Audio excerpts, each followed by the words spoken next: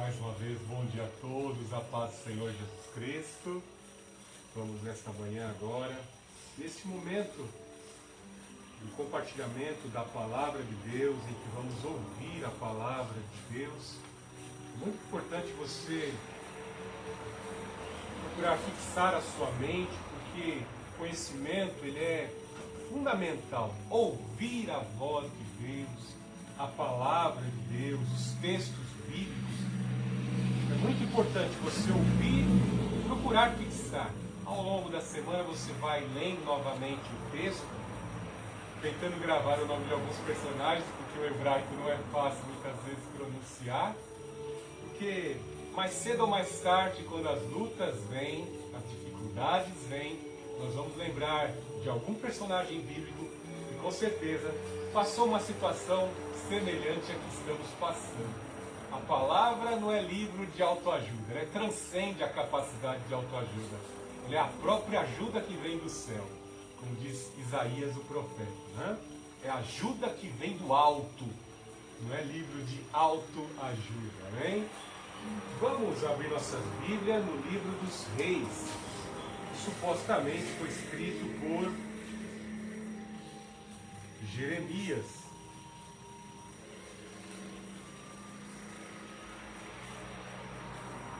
Vamos abrir nossas Bíblias então no primeiro livro dos Reis, Gênesis, Êxodo, Levítico, Números, Deuteronômio, Josué, Juízes, Ruth, Samuel, Reis. Dando uma ajudinha hoje. Eu peguei um livro difícil. Imagina quando eu pegar os profetas menores, aí vai ficar mais difícil, né? Primeiro livro dos Reis, capítulo 11.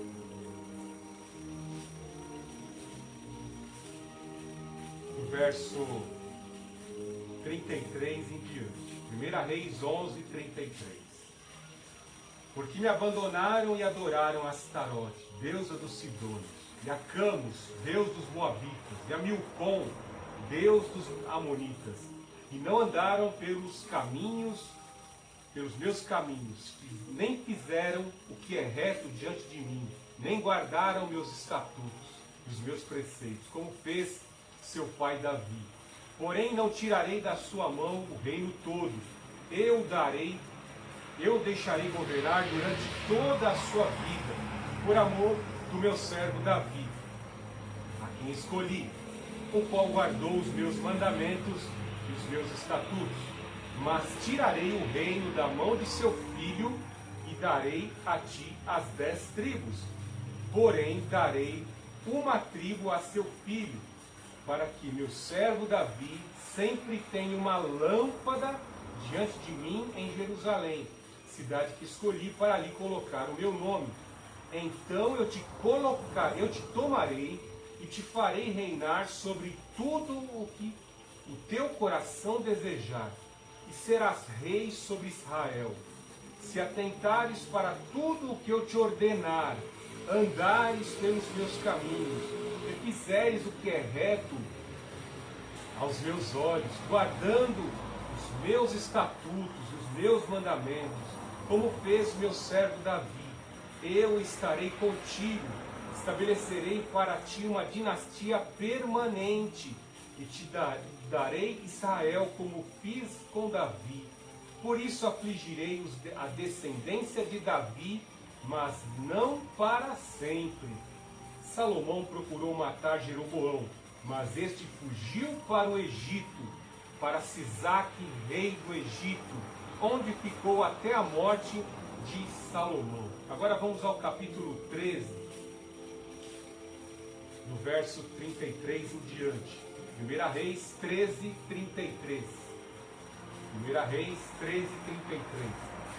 Jeroboão não deixou o seu mau caminho, nem mesmo depois dessas coisas, mas voltou a estabelecer dentre todo o povo sacerdotes para os altares das colinas, e consagrava qualquer que quisesse ser sacerdote dos altares das colinas. Esse foi o pecado da família de Jeroboão, que resultou na sua destruição e a extinção da face da terra. Deus Altíssimo, Deus de amor, Deus de poder, nós te amamos, nós te glorificamos nessa manhã.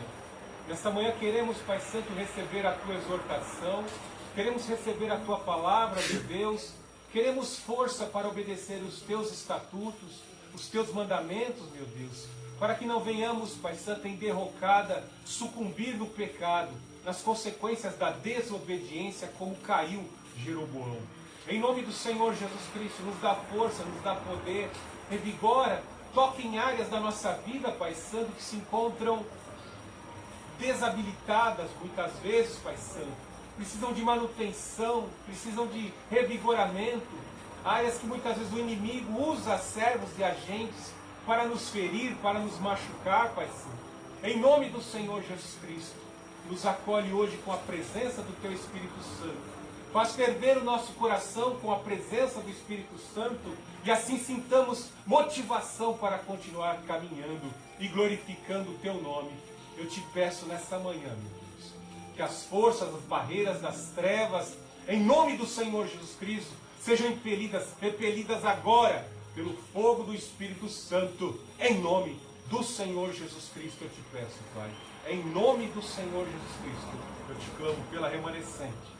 Te clamo também, Pai Santo, pela vida de todos que nos assistem pela plataforma do YouTube. Visita os corações, Pai Santo, ilumina com o Teu poder, em nome do Senhor Jesus Cristo, Pai. Rompe com todos os grilhões das trevas, liberta, cura, Pai Santo, em nome do Senhor Jesus Cristo. E assim glorificamos o Pai, o Filho e o Santo Espírito. Amém. Tomamos um fragmento de texto aqui no livro de Reis. Como eu disse, supostamente ele teria sido escrito por Jeremias. E Jeremias ele estabelece alguns padrões para assim observar o caráter e a gestão de todos os reis. Vemos que o padrão é o rei Davi. Ele sempre vai medir o governo, a gestão e a conduta moral e espiritual do rei e do seu reino por meio de Davi. Davi foi um homem que pecou, não foi? Sim, pecou e bastante. Né? Talvez nós não cometemos tantos pecados como Davi cometeu. Mas algo de maravilhoso é vermos que Davi jamais se prostrou diante dos ídolos e ele sempre colocou a sua vida diante do Senhor em arrependimento, em adoração. Ele reconhecia o seu egoísmo, o seu erro, e ele se colocava diante de Deus, reconhecendo as suas falhas e clamando pela retidão, que só poderia ser efetuada pelo poder de Deus em sua vida. Haja visto o Salmo 51, que nós não vamos trabalhar aqui nesta manhã. Mas Davi expressa tudo isso que eu acabei de dizer no Salmo 51. Ele sempre procurava colocar a sua vida diante de Deus. Então vemos que ao longo de todo o escrito, tanto 1 Reis como 2 Reis, que na antiga literatura judaica era um livro só, Jeremias faz esse padrão, essa régua de medir com todos os reinos. E nós vemos que houve algo terrível, né? O filho de Davi, Salomão, ascendeu ao trono, pegou um reinado praticamente pronto, porque Davi foi um homem de guerras, ele submeteu os filisteus a impostos e tributação, submeteu os arameus, submeteu os moabitas, os amonitas, os edomitas, todos os povos ao redor, os sírios foram derrotados, e agora Israel, a confederação de Israel era uma grande potência. Como eu disse, Salomão pegou o reino pronto, e praticamente ele tinha que construir, dar cumprimento a uma profecia, uma revelação dada a Davi, de um templo a ser construído, visto que a glória de Deus, o Shekinah de Deus, a presença de Deus queria habitar no meio do povo, ou seja, lá no centro, na capital, Jerusalém, a cidade amada. Então ele teria que construir o templo e tornar agora o cumprimento daquela palavra de que a nação de Israel seria uma vitrine para as outras nações, uma nação de um povo santo, uma nação de sacerdotes, pessoas consagradas a Deus diante de um mundo pagão em sua época. Temos que algo interessante, que a Bíblia ela é profética com ela mesma. Contém leis e profecias, como esse texto que nós lemos aqui, o profeta Aías, ele entrega uma profecia, se cumpre na vida de Jeroboão, e depois nós vemos Jeroboão transgredir a profecia e a lei.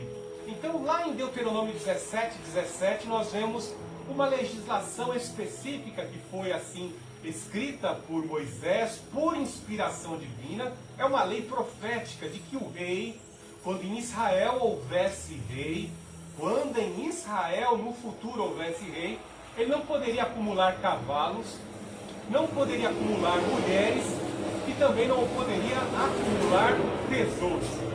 Falando dessas três leis, já deu praticamente para os irmãos terem uma ideia dos pecados de Salomão. Vemos que para manter todo o aparato militar, o aparelho militar do Estado de Israel, da Confederação de Israel, para proteger tudo aquilo que Davi conquistou, Salomão teve que investir muito numa cavalaria forte. E ele trazia cavalos do Egito. A lei falava claramente, não acumularás cavalos trazidos do Egito. E a melhor raça de cavalos era os cavalos que nasciam lá no Egito. Então, Salomão importava os melhores cavalos do Egito. E para manter essa cavalaria era um custo elevadíssimo, que acarretava, incidia sobre as demais tribos para manter, pagar tributo para sustentar toda aquela cavalaria e todo o aparelho militar. Vemos que a lei também dizia, não acumular, juntarás mulheres, para que essas mulheres venham desviar o coração de mim, né? Coisa terrível. Bastou uma Eva para fazer o homem desviar, né? Estou brincando, né? Eva comeu do fruto e acabou oferecendo para Adão. Adão, por amor, comeu o fruto, né? Se deu mal, né? Trouxe a conflagração do pecado praticamente sobre todos nós em desdobramento, né? Então Salomão teve 1000 mulheres, 700 mulheres, 300 concubinas. E essas mulheres foram resultado de relações comerciais com outros reis pagãos, que quando tinham um ótimo resultado ali na balança comercial, na atividade comercial, diziam, ó, vou lhe dar minha filha de presente em casamento, para demonstrar uma boa expressão da nossa aliança. E vai junto a bagagem de mais 10 mucamas, 10 concubinas que são as servas. Aí imagina, né? O cara ficou com um reinado com 1000 mulheres. Coisa incrível. Uma já é difícil de suportar. Estou brincando. Né? 700 mulheres. Imagine toda a ostentação. E algo terrível, essas mulheres vieram com a bagagem cultural. Vemos aqui a citação de alguns dos demônios que essas mulheres traziam e que Salomão acabou cedendo e cultuando a Milcom, Moloque, que recebia sacrifício de crianças, coisa terrível, Dagon, tantas divindades demoníacas terríveis, ídolos são demônios, o apóstolo Paulo nos diz, né? E Salomão acabou oferecendo incenso a esses demônios, construía altares aos demônios, ofereceu incenso de adoração a demônios.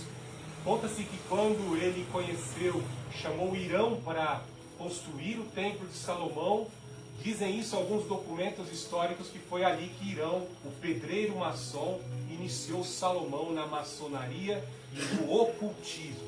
Veja que coisa terrível, algo que seu pai Davi jamais fez, Salomão agora se prostrava a fazer, adorar a demônios. E vemos também a acumulação de tesouros.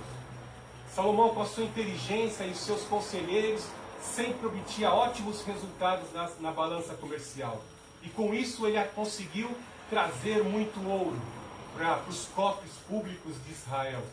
Sem contar também que algumas tribos como Efraim, a nação de Israel em si, tinha a bênção da prosperidade. Então havia muito ouro, ao ponto de até os escudos dos soldados serem confeccionados com ouro. Diz Jeremias no livro de Reis que a prata não era valorizada. Prata não era valorizada no governo de Salomão. O ouro sim, toda uma ostentação. Aí imagine, como se mantém um reino tão próspero? Para se manter um reino tão próspero e sustentar tanta ostentação, há uma necessidade de pesados impostos. E esses pesados impostos incidiam sobre quem? Sobre todas as tribos. E de repente as tribos se começaram a ver oprimidas por essa pesada carga tributária. E eles começaram a utilizar dos seus príncipes para recorrer a Salomão. Salomão, diminui esse fardo sobre nós. Existem aqui escravos que foram dominados por Davi, mas também nós estamos tendo que trabalhar forçado. Vemos que nessa época Jeroboão era um supervisor de obras. está relatado lá no capítulo 11, né? Ele era um dos supervisores de obra e talvez ele se ergueu ali como uma voz de liderança entre os trabalhadores, em especial entre aqueles que eram da tribo de Efraim, que era a tribo mais forte economicamente. E o motim começa ali na tribo de Efraim, com o supervisor das obras da construção do templo de Salomão, que era Jeroboão. Mas algo de interessante observar que vemos toda essa insatisfação das tribos que tinham que pagar uma pesada tributação, algo semelhante ao Brasil, não é? Pagamos 50% de imposto em todos os produtos que compramos e consumimos. Deus não se agrada nem um pouco de ver o seu povo oprimido pagando impostos. E Deus levanta um profeta. Deus levanta um profeta de nome Aías e ele se dirige a Jeroboão e ali ele entrega esta profecia de que Deus haveria de estar intervindo, impondo uma ruptura na confederação de Israel. Vemos que os profetas costumavam usar um manto colorido, um manto que os destacava entre todos. Talvez seja um manto semelhante ao manto que José tinha, que causou tanta inveja entre os seus irmãos ao ponto de vendê-lo para a caravana dos etíopes, né? Aías tomou esse manto, rasgou em 12 partes, tomou 10 partes e entregou a Jeroboão, dizendo: o Senhor vai impor uma ruptura no reino de Salomão. 10 tribos serão entregues a você, você será rei. Somente vou permitir que 2 tribos e meio, fique com Salomão, porque eu fiz promessa a Davi de estabelecer a minha linhagem eterna, ou seja, uma promessa messiânica de Davi sobre a casa de Judá, sobre o reino de Judá. Você será rei, Jeroboão, será rei de 10 tribos, das 10 tribos de Israel. É aqui que se fala, quando você lê lá o livro de história de Israel, as 10 tribos do norte e o reino do sul. Judá ficou com Levi, o aparelho sacerdotal, e parte de Simeão e parte de Benjamim. E as 10 tribos do norte, as outras demais tribos, encabeçadas por Efraim, que era a tribo mais próxima, cuja capital a princípio foi Siquém e depois passou para Samaria. Tem um negócio legal sobre Samaria aqui que eu poderia falar, mas vai ficar muito longa a mensagem, né? Samaria se tornou a cidade mais próspera, cumprindo uma profecia lindíssima que foi entregue por Jacó a José, quando na hora de entregar a bênção para os irmãos. Vamos atentar agora, entrando no aspecto da vida de Jeroboão, nesta profecia que nós vemos que está no capítulo 11, do verso 33 em diante. Primeiramente, no verso 33, o profeta revela: nada fica oculto, aquilo que o povo de Deus tem como idolatria, os ídolos que o povo de Deus tem como idolatria dentro de casa, estão patentes diante dos olhos do Deus onisciente. Veja que eles estavam adorando a deusa feminina, Astarote, que é essa deusa da estátua da liberdade, né? Adorando Camus, o grande deus fornalha, onde crianças eram colocadas. Camus também é conhecido como Moloque, né? Crianças eram oferecidas em sacrifício. Homens de poder, e muitas vezes buscando o poder financeiro, colocavam ali os seus filhos primogênitos, muitas vezes. Crianças recém-nascentes, nascituras, dentro dessa fornalha, vendendo, entregando seus filhos aos demônios para alcançar o enriquecimento. Deus dos Moabitas, Milcom, Deus dos Amonitas. Olha que coisa interessante, né?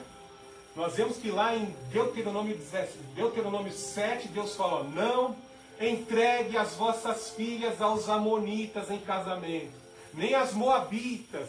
Só tem uma Moabita boa na Bíblia, né? Que é a Ruth, né? Que se converteu aceitando o caminho de seguir Noemi, né? Mas as Moabitas eram muito pervertidas. E com quem que Salomão se casou? Casou com Moabita. Casou com Amonita também, que eram resultados de povo incestuoso, né? As filhas de Ló, Amon e Moabe, eram povos pagãos, né? Até as filhas dos Edonitas, que eram o irmão de Jacó, Esaú, os Edomitas, né? Que tinha uma certa rivalidade. Uma realidade que os acompanhou por muito tempo ao longo do processo, né? Os Edomitas desapareceram na história.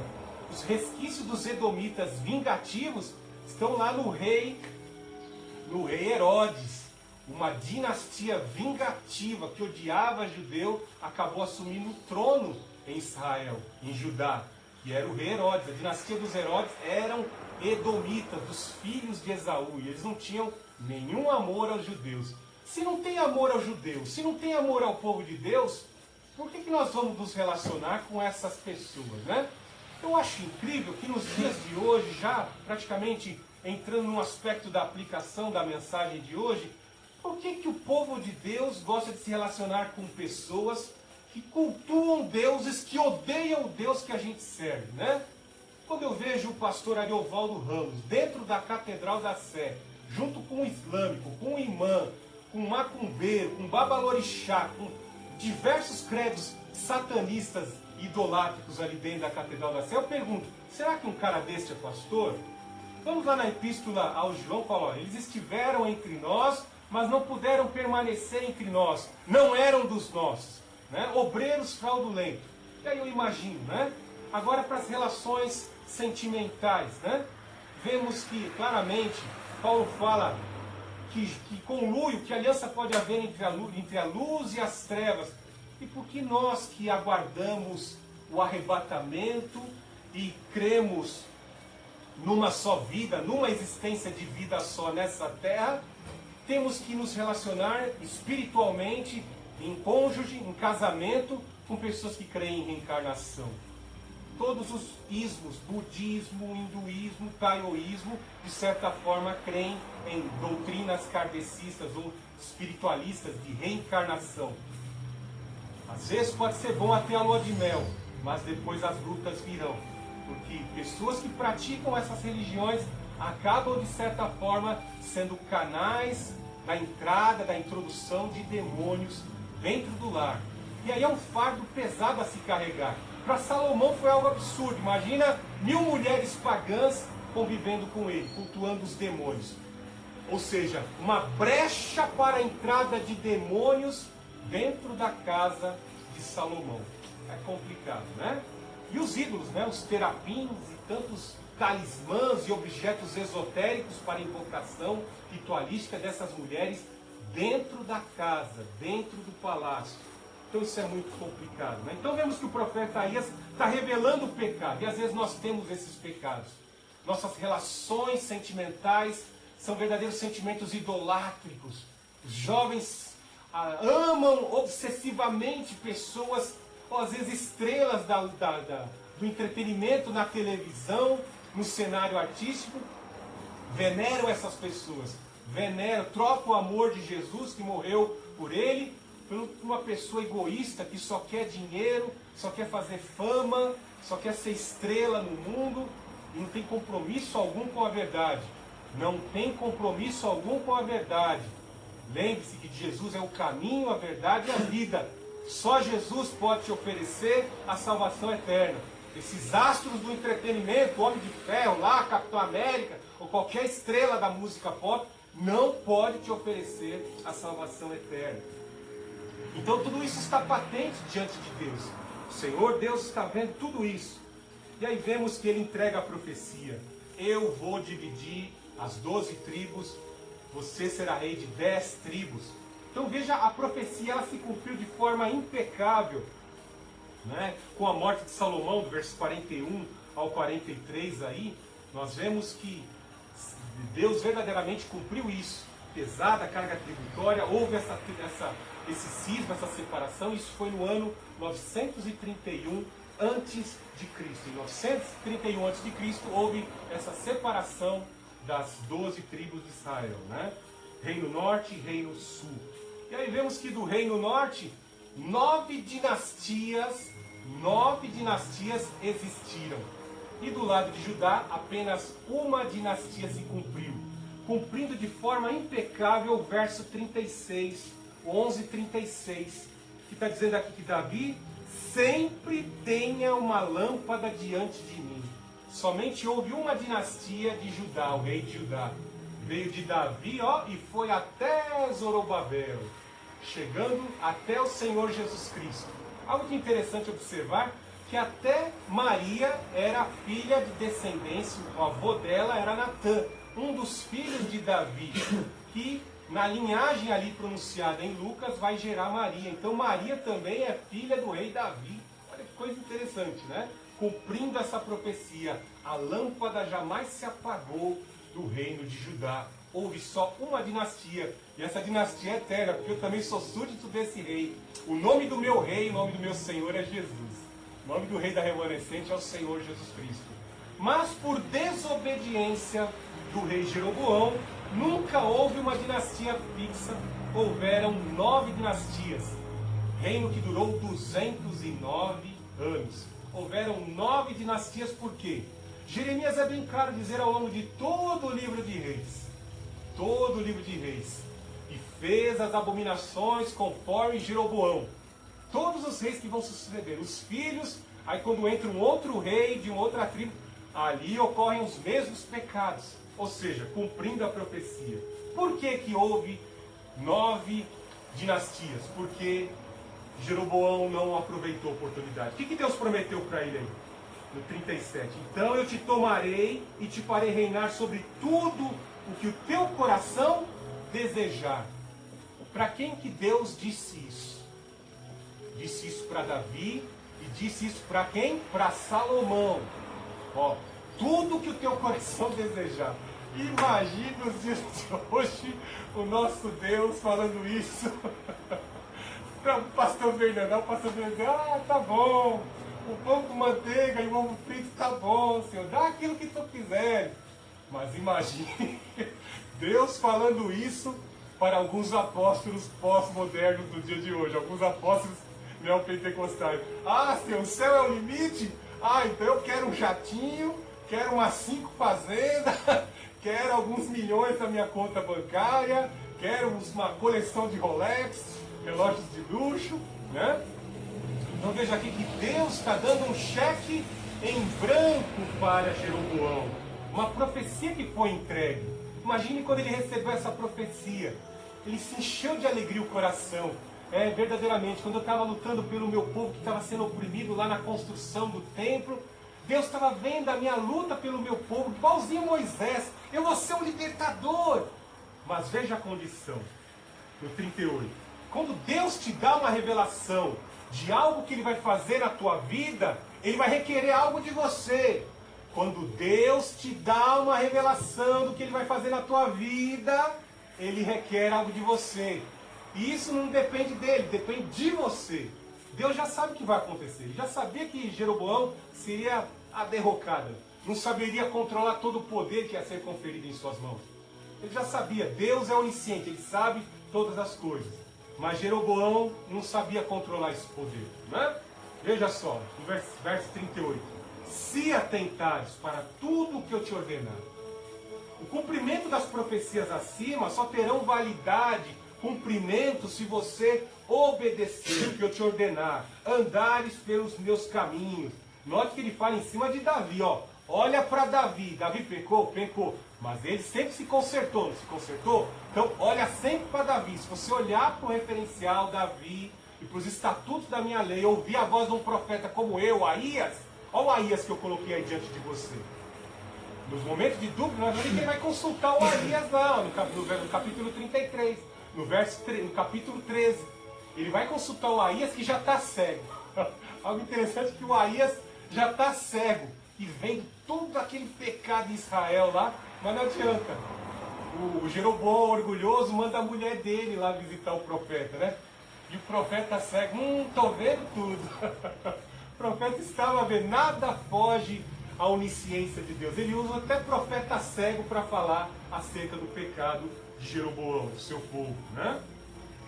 Se andares pelos meus caminhos e fazeres o que é reto aos meus olhos, guardando os meus estatutos e os meus mandamentos, como fez meu servo Davi, eu estarei contigo e estabelecerei para ti uma dinastia permanente e te darei Israel como fiz com Davi. Então aqui vemos aqui a incumbência a Jeroboão para que o seu reinado fosse um sucesso, obedecer à lei de Moisés.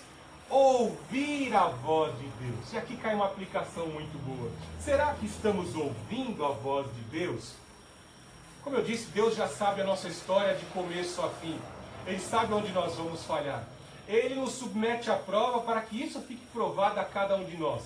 Muitas vezes temos que passar por provas, por perdas e danos na provação que Deus estabelece na nossa vida. Para quê? Para que a gente se aproxime de Deus. Deus permitiu Jeroboão passar por derrotas, perdendo com 800 mil homens, perder para 400 mil homens de Judá, para que diante da perda ele se aproximasse de Deus. Como fui um tolo tentando destruir os meus irmãos de Judá, né? Ele se aproximasse de Deus e assim recebesse a renovação, a reconciliação, e Deus estabelecesse a sua dinastia perpétua. Mas ele fez isso? Nós lemos lá no capítulo 13 que ele não fez. Então muitas vezes nós somos assim, não entendemos. Por que muitas vezes acontece algo imprevisto no mês? Às vezes o pneu do nosso carro fura, ficamos doentes, o pastor Fernando está com rinite, e a rinite vai se agravando logo perto do momento que você tem que pregar, né? É difícil.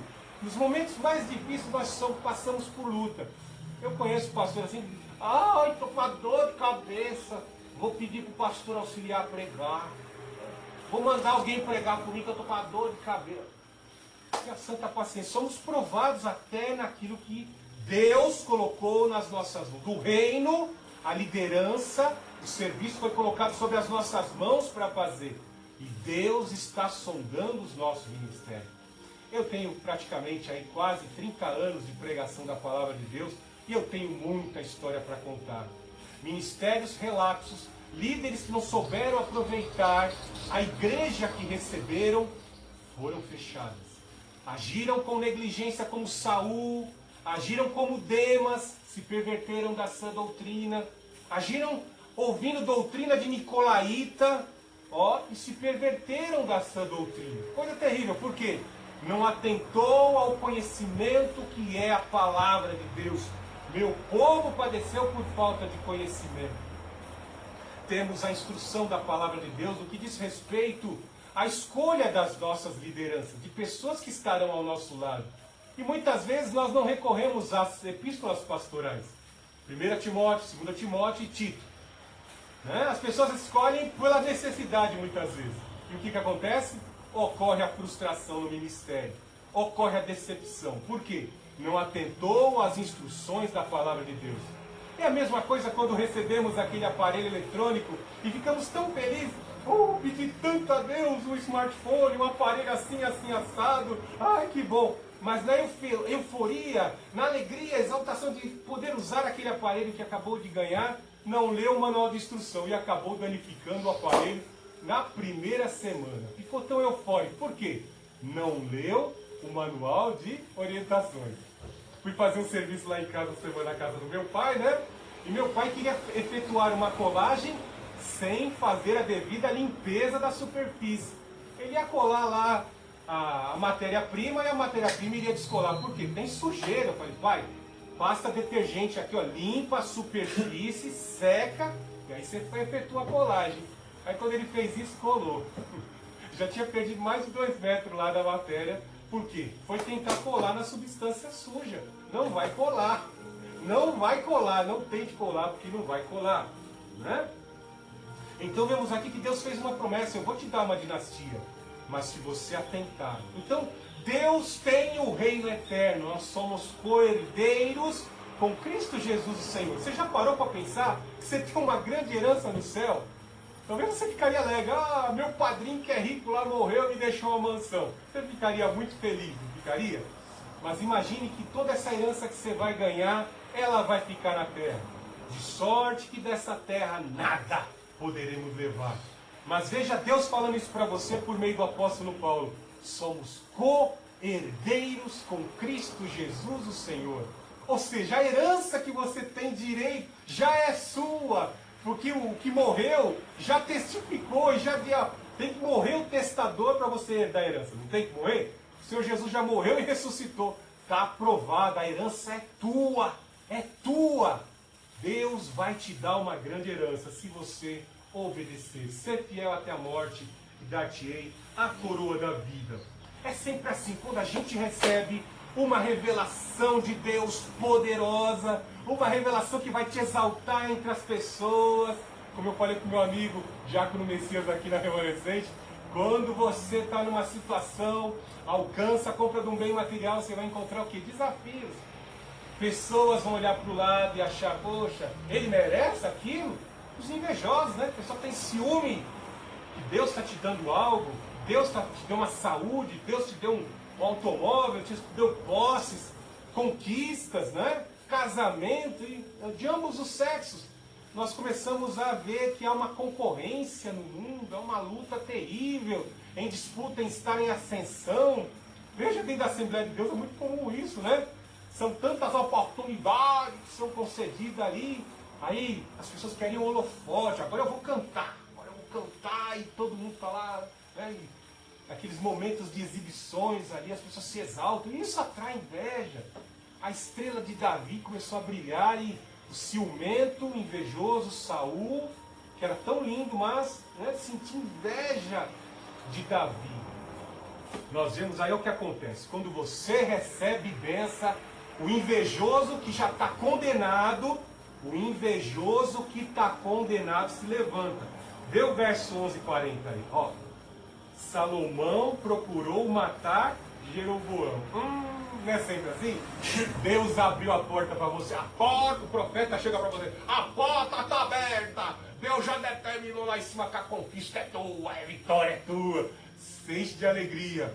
Aí o diabo já começa a pôr os agentes dele contra você para você não tomar posse disso. Vai pôr o Salomão para te perseguir. Vai libertar alguém das trevas do inferno. O Lula saiu do inferno essa semana, né? O diabo colocou seu principal agente no Brasil na rua. Persegue o Brasil. Já saiu com a fúria do inferno para perseguir o presidente, né?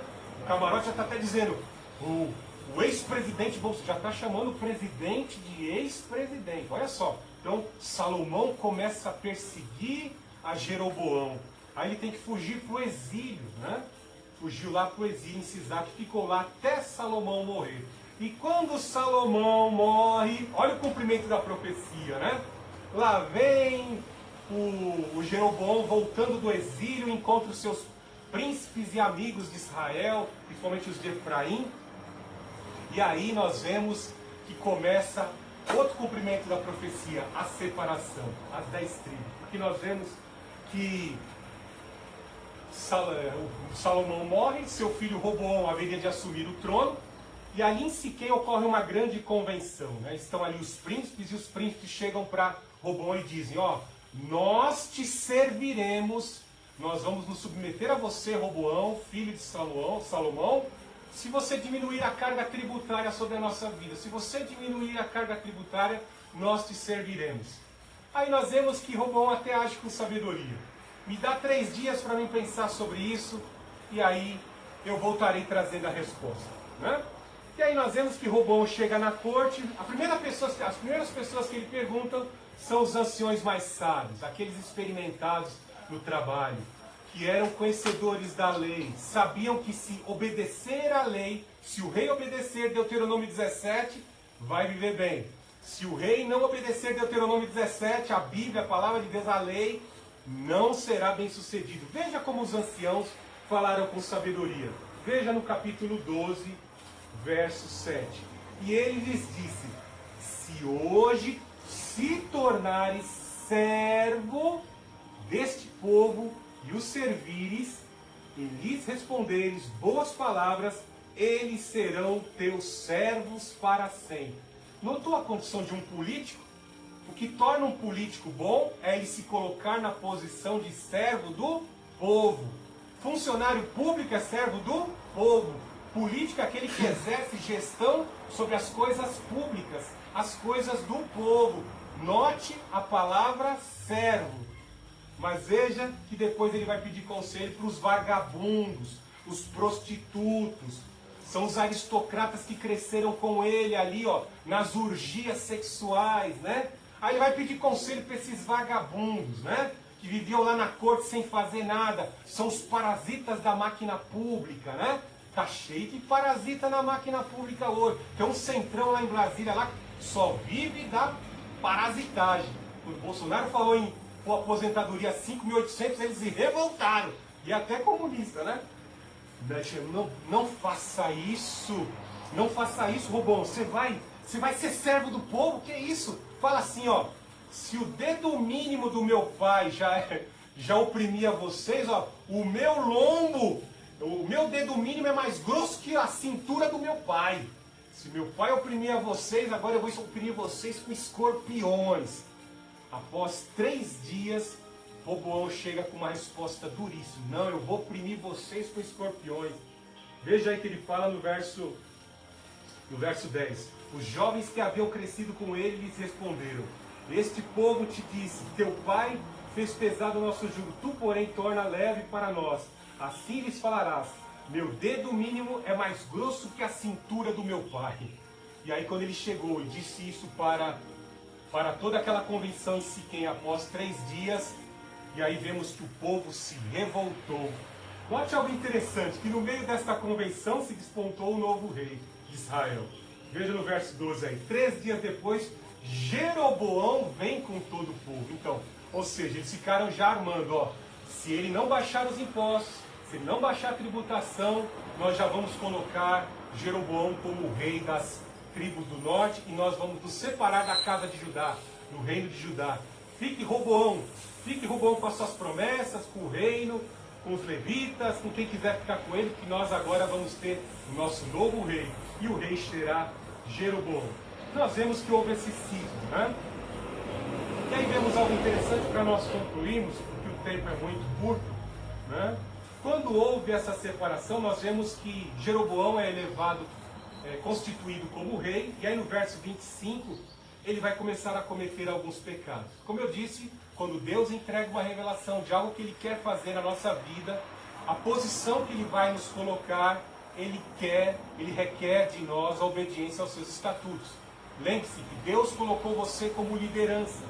Deus colocou você como um luzeiro num local de trevas do seu ambiente de trabalho. Ele requer de você testemunho para que o povo tenha quem seguir. O povo tenha referencial. Por que muitas pessoas se suicidam na vida? Por que muitas pessoas tentam copiar certas estrelas do entretenimento, tatuando a cara, tatuando o corpo? Porque eles querem um referencial para a vida. Mas se você for um referencial para aqueles que estão ao seu redor, eles vão te seguir e o Senhor te dará força para sustentar o cargo que vai ser colocado nos teus ombros. Mas o que o Jeroboão fez? Ele se esqueceu daquilo que Deus tinha falado. Lembra que eu toquei já 3 vezes nessa questão de ouvir a palavra de Deus? O que vai te sustentar na provação é a doutrina, a verdade retirada das Escrituras, que você vai aplicar na hora da prova. Jeroboão se esqueceu de tudo isso. Ele se contaminou com a mesma ostentação e orgulho que Salomão tinha. Veja aí no capítulo 12, verso 25. Jeroboão constituiu em Siquém, na região montanhosa de Efraim, e habitou ali. Depois, saindo dali, construiu Peniel. Jeroboão pensou consigo mesmo: agora o reino voltará para a dinastia de Davi. Olha só, começou a ter medo de perder o reino. Lembrou de quem? Salomão. Perseguindo Jeroboão, porque pensou que ia perder o reino, né? Lembrou de Saul também? Saul, quando viu que Davi era um hábil guerreiro e que o povo gosta de seguir pessoas habilidosas na arte da guerra, grandes guerreiros, ele começou a sentir inveja de Davi que matou o gigante. Começou ali, né? Começou esse sentimento de ciúme. Então ele já começou a sentir: a promessa eterna está sobre Davi. Lembrou de parte da profecia. Se esqueceu da profecia pessoal que foi entregue para a vida dele. Ó. Temendo que as 10 tribos do norte se voltassem para Judá, para o reino davídico, lá o reino de Roboão, ele vai pensar o quê? Ó? Se esse povo subir para sacrificar no templo do Senhor, em Jerusalém, o seu coração se tornará para o seu Senhor, Roboão, rei de Judá. Então eles me matarão e voltarão para Roboão, rei de Judá. Deus não prometeu que ia dar uma dinastia permanente para ele? Não foi isso que Deus? Deus é homem para mentir? Deus é homem para se arrepender? Mas ele não acreditou, duvidou da profecia pessoal que veio para a sua vida. Então o que ele fez? Criou um novo aparelho religioso. Se nós atentarmos lá em Levíticos, Deus vai mostrar claramente que o instrumento, o aparelho religioso de Israel tinha que ser comandado pelos levitas. E a prova foi o que? Todos os príncipes de todas as tribos assim trouxeram varas de amendoeiras, e as 12 varas foram colocadas dentro do lugar santo, lá dentro do tabernáculo. E no dia seguinte, na manhã seguinte, somente a vara de Levi, dos filhos de Arão, floresceu, dizendo que, confirmando que somente os levitas poderiam exercer serviço religioso. E haviam 7 festas no calendário judaico, não tinha? No calendário religioso, principalmente as 4 primeiras festas: pães asmos, Páscoa, Primícia, Pentecoste. Depois, no mês 7º, tinham 3 festas principais, que eram Dia da Expiação, Tabernáculos e Trombetas. E aí vemos que, especificamente, aqui estava chegando perto do 7º mês, onde todos tinham que ir lá comemorar o Tabernáculos, né? Em Jerusalém comemorar, celebrar o Tabernáculos. Aí ele fez o que, ó? Não. Ele foi no 8º mês e criou uma nova festa, ó, alterando o código religioso, as leis da religião, as leis religiosas do Torá Sagrado. Ó, um pecado, algo terrível. Você foi colocado como líder religioso. Você foi colocado como liderança na igreja de Cristo. Não utilize de estratégias ilegítimas para manter o povo coeso. Irmãos, esse negócio aqui é muito sério. Nos dias de hoje, alguns pastores como liderança ficam criando novas festas, ficam buscando no judaísmo. O judaísmo não salva. A carta de Paulo aos Gálatas fala: insensato, quem vos mandou retornar para o judaísmo? Pega essa fonte da carta aos Gálatas e mostra, veja nos dias de hoje, se não fazem as mesmas coisas. Diácono vestido de sacerdote, pastor com kippah na cabeça, pastor tocando chofar. Onde está nas escrituras que o judaísmo pode salvar?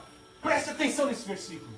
Ninguém será salvo, ninguém será justificado pelas boas obras da lei do judaísmo. O judaísmo não salva. Mas por que alguns apóstolos e pastores ficam buscando no judaísmo estratégia para manter povo coeso, para manter povo contribuindo? Se a graça é de graça, por que eu tenho que pagar? Por que tornam a graça uma condicional? Ó, Deus só vai abrir a mão se você der tanto. Eu sei aqui o segredo para você abrir a mão de Deus. Você dá tanto no desafio e Deus abre uma bênção 100 vezes maior. Onde está isso na Bíblia? Um negócio muito complicado. Então, da mesma forma como Jeroboão criou um novo sistema religioso, uma nova forma de adoração, né? Festas judaicas sendo resgatadas e revitalizadas, restilizadas, isso não tem legitimidade na palavra de Deus. Tome muito cuidado nos dias de hoje. Veja no verso 28, né? Ele tinha até medo de ser assassinado, né? Igualzinho a Saul, tinha medo de que houvesse um golpe de Estado, que alguém o matasse.